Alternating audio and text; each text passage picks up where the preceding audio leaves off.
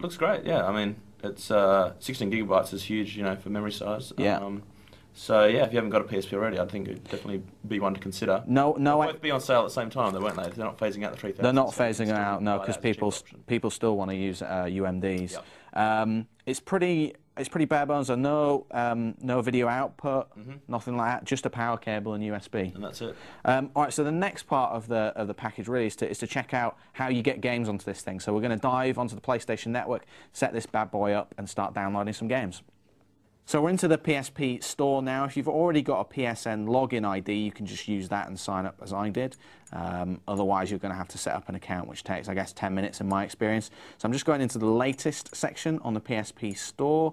See, we've got Pirates of the Caribbean at World's End, Morono Phantom Island game pack for Prinny. Can I really be the hero? Some Gamescom trailers. Looks like you can download trailers, which is pretty cool. Let's just set up the Arctic Edge trailer, because we're going to be playing that in a sec. Cool. So it's 11 megabytes. It's downloading over our fairly nippy Wi-Fi network at work. Yep. So it seems to be going quite quickly. But there's no option to download in the background. It doesn't look like on the PlayStation 3. Yeah. So that's a bit of a shame. But hey, you can download videos, which is cool. Yeah, that's great. Let's just leave it running for the rest of its time. Do you think this is something that you'll do? Luke, you'll download videos to your PSP? I do occasionally, yeah. Like when there's been some, you know, really cool kind of blockbuster trailers come out, you know, after E3 or Gamescom or something like that. It's usually the best way to view them is kind of on your console, I guess, in kind of HD or well SD in this case. But cool. So that was one of the Gamescom trailers there. Patapon full game. Now I've already got. If I go into my account or my downloads, I should be able to pull up my previous downloads. So if I start downloading MotorStorm Arctic Edge, this is the review package. As I say, 526 megabytes. Can have a look at some of the other downloads that I've. Sure, and this is showing your PS3 downloads. These are my PS3 downloads. So yeah, you can see everything that I've downloaded. But I think from what I saw from the latest download there, it should say download. There we go. So there's Resistance Retribution as well there. That's 1,435 meg to give you an idea of size. It's about 3 times the size of MotorStorm. Yeah. Patapon 2 is 386 megabytes. So let's go for the review code at the top for MotorStorm and see how we get on with that. Okay. As I say, our Wi-Fi network is fairly fast. So hopefully it shouldn't take too long. Just as a comparison, I did download MotorStorm for this as well, for the PSP 3000. We're going to try both of them out side by side later so you can see how they stack up. But that took about 15 minutes. Yep. So we'll see how this compares. So we've installed MotorStorm Arctic Edge, which is out pretty soon for the PlayStation Portable. We've got a review copy, we should note.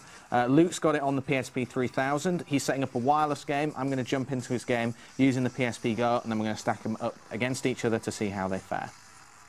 I've been playing a little bit of this on the PSP 3000. This is my first go on the PSP Go, and they both seem to be identical in terms of gameplay and graphics and speed. There's no slowdown on this at all, which is good. Other than that, I think that the screen is less shiny on the PSP Go. Yep. I think our camera is having more luck picking up the PSP Go screen. Is that right? And do we agree that because although there's the same amount of pixels, but the screen's a bit smaller, it looks a little bit crisper? I think it does look a little bit crisper on the PSP Go, yeah.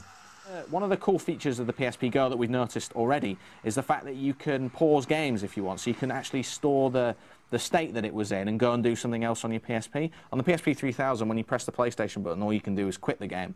But on here, you press pause, and what it does is it saves the status of that game as you were playing. So if you're mid-race, you need to break off and do something else important on your PSP, it saves that state. So we can go and watch the movie or the video clip that we downloaded before from the PlayStation Store. Go to the video section, and then we've got the MotorStorm Arctic Edge trailer, which we downloaded, which looks pretty good. Yeah.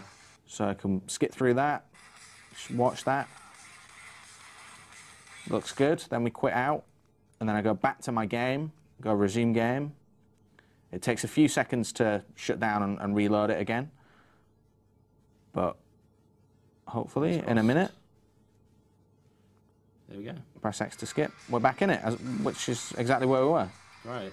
Which is a good feature, I think. Yeah, it's a really good feature. Yeah, if you need to put your PSP down, or you're waiting for a train, or something like that, and you kind of need to turn it off, or if you're like, I'm playing a long, maybe if you're playing Monster Hunter and you're going on a long quest or something, you want to get out of it and watch a movie to have a bit of a break and then go straight back into it afterwards. Yeah, especially for games that don't allow you to save at any point. There might be a save point or something like that. That will kind of allow you to get around that limitation. That's a cool feature. It's great. So the PSP Go also includes one of these videos that tells you basically about the system, how it works, some of the download features that we've been talking about.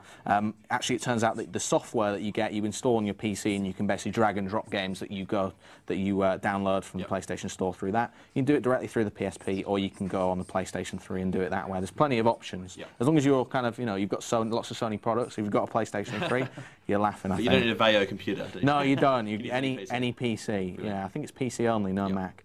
And just looking around the rest of the console, we can see we've got this lanyard hole here, if you want to use that, I guess, and the headphone socket on the bottom. It doesn't have that extra bit that allows you to do the video output on the PlayStation PSP 3000, but I think that might work with this new adapter here, this new feature. I've seen pictures of the dock that it sits in, and it will be able to output video, but we unfortunately don't have that cable at the moment. Cool. So any other final thoughts, Luke? Do you like what you've seen? Yeah, I was quite sceptical before I kind of saw it in the flesh, thinking, why bring out a new PSP kind of at a massive premium price? But having seen it, the build quality looks great, the screen looks really good. I'm quite impressed with just how it looks and feels, and some of the new functionality in it is pretty cool as well. So yeah, I definitely think it's a good device, and it's kind of just depends on which one you prefer as to what you buy. And sat next to each other, there is quite a big size difference. It is, and it does feel a lot different. It feels less plasticky. It feels a bit more solid but lighter. Yeah, and much easier to fit into your pocket, which is a good thing. Good stuff. Well, that's the PSP Go. It's available in Europe and the US on October the 1st.